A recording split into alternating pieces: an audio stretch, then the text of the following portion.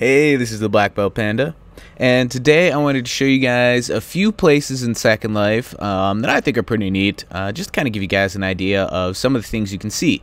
But before we do that, I know a lot of you guys don't know what Second Life is, so I want to briefly explain that. Second Life is sort of a virtual world sandbox 3D environment thing. A lot of people mistake it for a game. It isn't really a game, it's more of a platform, kind of like almost a virtual platform, I guess you could say. There are games in Second Life that you can play. Everything from card games, board games, puzzles, even, you know, full-blown RPG games. There is an economy. There are items you can buy. If you make your own items, you can sell them. You can purchase land and you know, build a house or buy a house, decorate it, make a game, whatever you want to do. Everything you see behind me right now, including my avatar, as creepy as it is been designed and created by a user. Everything is user generated. Someone made the 3D models, someone created the scripts to run all the special effects, the particles, the animations, the sounds, all done by users. And if you look at the top here, at the top right, I don't think I can really highlight it, but up there by the buy L $ thing, you'll see there's a number. L $, that's the symbol for Linden. It's the currency in Second Life. You can see right now I have 222,000 Linden, which is a little bit more than 800 US dollars, I believe. And here's the crazy part. I've never spent a single cent on Second Life, ever. Not once. I've never, ever paid real money in Second Life. All that Linden that I have right now, I have earned by selling my products in Second Life that I have created. And in the future, I will do a tutorial if you guys want on some, you know, getting started, basic building in Second Life, making your own stuff. Nothing too crazy. But yeah, you can make very basic stuff with the in-world editor. You can make more complicated stuff with external 3D modeling programs such as Maya or 3ds Max or Blender or whatever. There are programs even specially designed to work with Second Life. But enough about that. Let's go ahead and take a look at these places. First of all, we are in Exploratorium. If you look at the top of the screen there, what looks like an address bar, this is the name of the region we're in. This is the name of the sim we're in. So we're in Exploratorium, which is in Exploratorium. This, let me go away. Nope, stop it. Okay, this is our coordinates. This is the rating for this sim. It's rated general, G for everyone, basically. If I click in there, you can see there's it's called the SLURL or SLURL, and that's just sort of the URL, the link to this location. And I will post the SLURLs in the description for the different locations so you guys can check them out yourself. All right, so let's take a look around. This is Exploratorium, and this is a great example of an educational sim in Second Life. There are a lot of places you can go to learn things. You can learn new languages. You can learn how to use, like, Photoshop, for example, or how to build in-world, how to program. You can learn about events going on. There are just so many educational sims. This one is mostly geared towards graphical stuff, illusions, as well as mathematical stuff. Like you can see Pi Henge Circle down here, Pi Pond, and a little bit of miscellaneous stellar stuff. We've got totally solar eclipse, we've got lunar eclipse over here, and there is also the Lick Observatory. And what's not on this map that I can see, there is also a model of the was it the Fukushima reactor melted down during that big earthquake. So let's take a quick look around here. Just hop up in the air here. I better go into mouse look so you can see easier. Here we go. Just hit M for mouse look. All right, so this is the model of the Fukushima Daiichi reactor. Textures are still loading a little bit. Head out of mouse look and I'll move the camera instead of my avatar. So this is pretty neat. Just a very basic model of how it's set up. how it works and whatnot. And there's informational boards all around that you can read. Sometimes it could take a minute for the textures to load. There we go. Taken before the earthquake and tsunami of 11th of March 2011. Pictures here. And then site damage pictures afterwards. So that's kind of neat. And then over here we have a little pavilion, like a pie pavilion, I guess. And then the pie henge circle over here.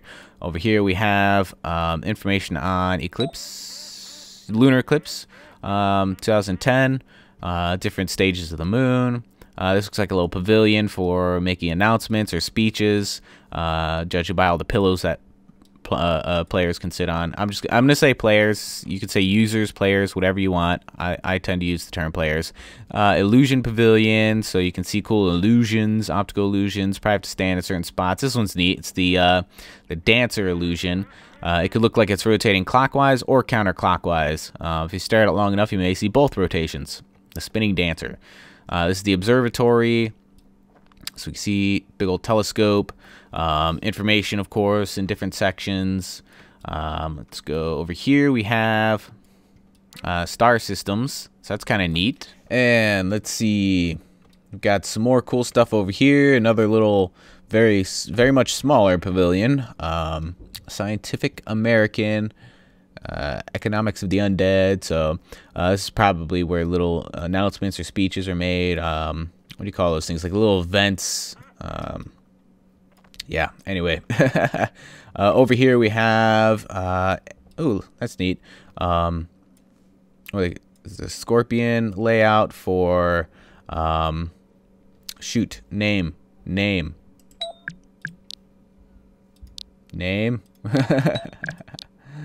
Mahjong, thank you. Oh my gosh, I forget names sometimes. So players can play Mahjong there. I'm not sure what this is, some sort of audio thing. You could sit here, Doppler Wild Ride. Sit on the gold balls to activate the exhibit. Touch sign for note card. Okay, let's give it a try. Try moving closer. Let's teleport over here. It's a little bit outside the sim, so I gotta teleport. There we go. Alright, so we gotta sit here. Right? So here we go. This is Doppler effect here, Doppler radar. Doppler shift with no motion. The sound you are hearing is not what you would hear, since your motion is the same as the sound that would be heard by an observer, which is represented by the ear. Interesting.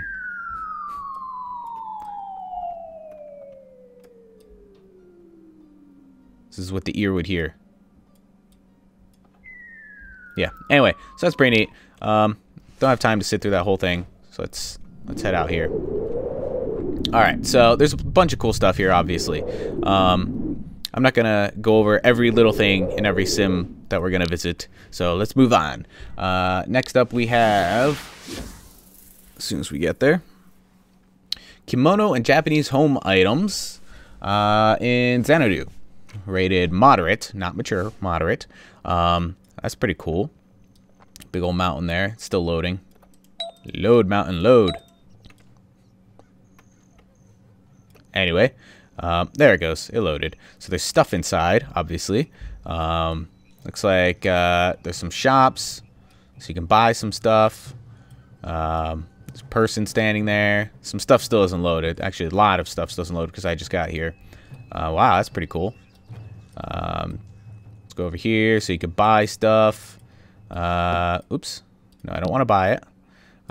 So you can buy these structures here if you had your own place. Petite's Fantasy Town, you could purchase this for 2,000 linden. But yeah, anyway, let's go into mouse look here. You see, this place looks pretty cool. I'm gonna stop flying. Very neat. Let's actually keep flying. I'm gonna get around quicker than this. So let's head down this path. There we go. All right. So this is very cool. It's like a little Japanese. No, not really a village here, but a little house, a little shed. Looks like a, what was that, a tea house up there? Or yeah, like a little tea house up here. So let's see how big this place is. Here's my avatar.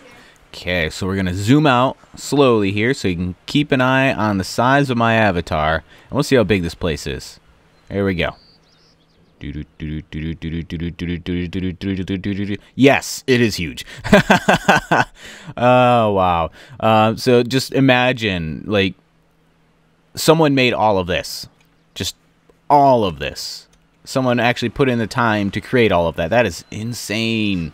The amount of time that must have taken is just, holy cow. But if we zoom around, we can see a bunch of different places. This cool little building with a bridge over here. I don't know if they're selling stuff inside. Looks like they might be. Let's see. Fubutsudo. 400 linden. Ushinokoku Mairi set. Not sure what that is. Oh, it's this thing over here, I think. So you could buy this thing and set it out. I'm not sure if it does anything. It might. This is the candle. You can turn on and off, of course. Let's take a look at this thing. These probably all turn on and off. Oh, no, there's a... let's see, note card and landmark. Yeah, I'm not going to take those right now. Anyway, there should be a mountain behind me here. Where are we at? Where are we at? There it is. So we'll quickly go around here. Here's the entrance. So there's a building here. We can zoom the camera in and we can see what they have for sale in here. Looks like they're selling different Japanese buildings. So you could buy the tea house, which costs 400 linden, abandoned building, abandoned perch, weathered boathouse. Oop, that's a sport beam. Here we go. And Miyama Village House. All for varying prices, I'd imagine. This one's 800 linden. There's probably other things for sale around here. You can join the group. Group is kind of like a guild in other games. I'll show you an example here. If I open this up and I go to my groups, my group, the group that I own, is the White Lotus Update News Group. My store is called the White Lotus. And I can chat with the entire group here. I can pull up the info on the group, and I can see all the members of the group here. I can release notices to the group since I own it. But yeah, so groups are really useful if you run a store like I do. People can join the group, and then whenever I release updates or important information about my products, anybody who's a member of the group will get the notices. So that's pretty cool. I'm not really sure what this is. I guess you could buy a lot of the furniture in here. If you hover over it, you'll see that little Linden $ symbol. That means that you can buy it. So a lot of this furniture in here is for sale. So that's pretty cool. But yeah, so enough of this place. Let's go on to the next one. We'll go to the Sabai Onsen. And this is, let's see, Japanese-style hot spring in the Sim Watchtower. Moderate rating, just because, you know, there might be avatars running around naked because it is hot spring. So keep that in mind. Second Life is designed for adults. I think they just recently lowered the age limit to 16, but if you're 16, then you won't be able to teleport to moderate or adult sims. But it is definitely possible to run into adult content completely accidentally. Obviously, I'm not going to record any adult content, so I can display this video to everybody. But we're just going to zoom around here, take a look. Whoa, zoomed out too far. At some of the stuff here, we can see there's an outdoor hot spring. And we can actually, each of these leaves here are animations. So I can right click and sit. And let's see. So now we are sitting in here. Let me turn off my animation overrider. I don't think that's affecting it, actually. Cool. So these different animations, different places to sit have different animations. So if we go under the stream here, for example. Okay, yeah, the animation overrider's messed it up. Here we go. So you can see now we are sort of bathing in the stream. It's hard to see because my avatar is a little bulky. But yeah, so a lot of places don't use leaves, obviously. This is just to fit the theme. Most places just use round spheres. Well, a sphere is round, but either blue or pink usually to indicate which gender the animation is designed for. So yes, animations, poses, those are all in Second Life. Very useful for various different things. Here's an indoor hot spring. It's pretty neat. Let's see, click. So we can change the the little particles here, the water particles. We can turn off the sound. Yeah, there's just all sorts of stuff you can interact with. So let's zoom out and take a look at this place here. So this is the size of this place. Pretty big still. Not nearly as high detailed as the last place we're in. And you'll see varying levels of detail in different sims depending on the quality of the products that the person who's created the sim are using. We can see they've got like a little shop here. It's like a little cafe, bakery, something. That's neat. You zoom out a little bit, go over here. There's a completely different style setting over here. It's like French sort of feel to it, I guess. But yeah, so this is different areas, I guess, all around. This is the Japanese themed area over here. That is pretty much all I wanted to show you in this video. Let's go to a sandbox to end the episode here. This is the last place I'm going to show you. The sandboxes are generally very basic. There's a lot of room. I'm going to fly way up in the air here in a second to get out of everybody's way. Spinning. Woo. Spinning a lot. Holy cow. Let's see. Am I out of everybody's way? Yeah, it looks like it. So I'm just going to quickly give myself a platform here to work with. Boom. This is my spell HUD. I've got a bunch of different spells here. Maybe I'll show you a few here in a bit. Alright, so there we go. Now we've got my platform, which has still got some stuff loading, I think. Oh, we're good. Alright, so now this is a sandbox. Obviously, I just made the platform. A sandbox allows you to build. A lot of places you're not allowed to build in because it belongs to someone else, you know, and obviously if you own land, you don't want people just showing up and building stuff on your land. But sandboxes are designed for everybody to build in. It gives you a place to practice building. You could use the internal creation tools like this thing here, which allows you to do things like, you know, you can cut shapes, you can make the shapes hollow. You can taper them, you can twist them, you can top shear, you can slice, change the radius and the revolutions if it allows for that. I mean, this is obviously not anything really here, but you know, if you place a bunch of different shapes, there's all these different shapes here. You can make stuff, you know. I generally don't use the in-world tools very often unless it's with some specialized tools that I have. Usually I use an external 3D modeling program and make things like this. This is just a quick little thing I made for fun. This is Bob the Blob. That's great. He has a land impact of 3, which basically land impact is how many items can be on your land. You have a limit. This guy counts as 3. So a project I'm working on now, I'll show you guys quickly here so you guys get to a preview of something I'm working on that's not quite finished yet, is this spruce tree. As soon as it reses here, if it reses, having some network issues here. There it goes. Alright, so this is the spruce tree that I modeled in Blender. I'm still working on it, but I'm liking how it's coming out so far. I do plan on changing these branches to something a little bit nicer looking. I don't like the way these branches look. But the cool thing about it is it's 1 land impact, so it counts as just 1 item, and that's as low as you can get. So that means that if you wanted a bunch of these spruce trees, you could do that pretty easily without affecting the limit. Oh my gosh, there we go. Without affecting the limit on your land of how many items you can res too much. But this still needs some work. I gotta fix the texturing issue here. As you can see, it's invisible from underneath, and it's not supposed to be. The normals are inside out on the bottom. So that's something I need to fix. Oh, someone's sending me a message. But yes, I make trees mostly.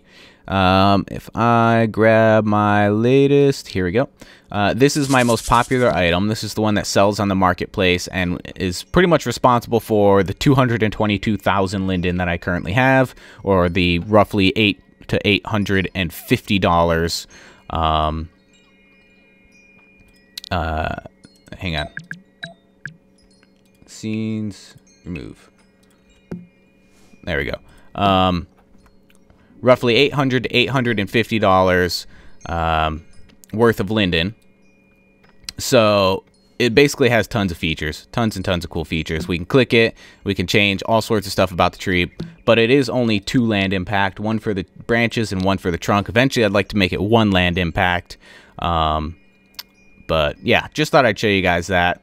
It is only 50 linden, which is like 20 cents on the marketplace. So I don't ask for much, but I put a lot of work into it. You can see there's falling petals and stuff, so it's pretty cool. So that, you know, just to show you guys, you can build some really cool stuff, and you can sell it in the marketplace and make some money. Let's go ahead and no, I'll just stay flying up here in the air. Anyway, but as I showed you, I have this spell HUD here too, so you can get cool stuff like these little spell HUDs. I could invoke. Let's see, this thing's pretty cool. Dark Reaper. Just to give you an example of some of the special effects you can see in Second Life. So here we're summoning a Dark Reaper. This spell HUD is, I don't remember how much it costs. I think it was like 1,000 linden or maybe a little bit more than 1,000. I could choose a target and the Reaper will follow the target. But I'm not going to do that because I don't want to bug anybody. So I'm going to turn him off. But we can. I've got tons of these little spells and powers and such with this HUD that are just really fun to play with sometimes. There's some really cool stuff to do with it.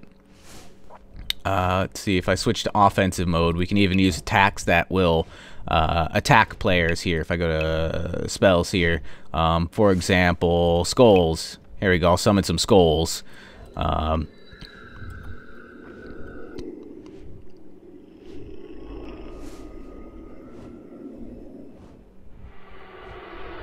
Alright, so we got a bunch of floating skulls, and now I'll get the option to target a player.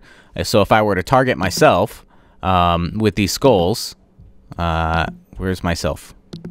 Here we go. Target myself with the skulls, they'll push me around, as you can see here, because they are an attack. So that's kind of neat. But that, just want to show you guys some cool stuff that you can see in Second Life. A lot of cool places, a lot of cool things to do. In the next video I do on Second Life, I want to show you guys all the different games that are available. We'll check out some board games, and we'll definitely check out some sims that offer RPG experiences. And on the left here we have a button. You'll see it looks like a little upside down teardrop just on the left of the screen. If I click that, it'll open up the destinations here. And this is just a lot of just different picks by the Linden Lab staff. Like I click on adventure, fantasy, we could see there's a bunch of cool stuff here that we could go check out that they've picked as you know, very interesting places to visit. So if I teleport to one really quick, and this will be the last thing we do, we could see this adventure fantasy sim here. A lot of the textures are still loading, and sometimes it takes a minute for the textures to load. It depends on your network connection, depends on the sim's speed, your computer speed, all that fun stuff. So this is Blade Runner City, the off-world colonies, an art installation in the sim called Blade Runner City. And I'll post a SLURL to this as well. But we can see while I'm here, just take a quick look around. I'll look around the inside of the different buildings. We can see what the place looks like. It definitely has a very Blade Runner feel to it. So, oh, I zoomed out way too far. So there's this big old building here. Looks like multi-tiered, different levels of stuff. So yeah, that's pretty cool. So this is one of the picks that you can check out. Pretty neat. Pretty neat. So there's probably stuff to do here, but you know, I don't know what. And I'm not gonna try to figure it out because that might take some time. But there's definitely some neat things to look at, if nothing else. So yeah. Anyway, I will end the video here. I hope you guys liked it. If you did, please click the like button. And if you have any questions, comments, or suggestions, please leave those in the comment section below. And if you want to see these videos when they come out, be sure to subscribe, and you'll get them in your video inbox, so you won't miss them. But if you have any future recommendations for Second Life, or if you want to see more of the Second Life videos, or a building tutorial, in-world basic building tutorial to learn how to start building in Second Life, let me know in the comment section, and I will look into doing that. So thanks for watching, and putting up with my creepy avatar here. This is the Black Belt Panda, and I will see you in the next video.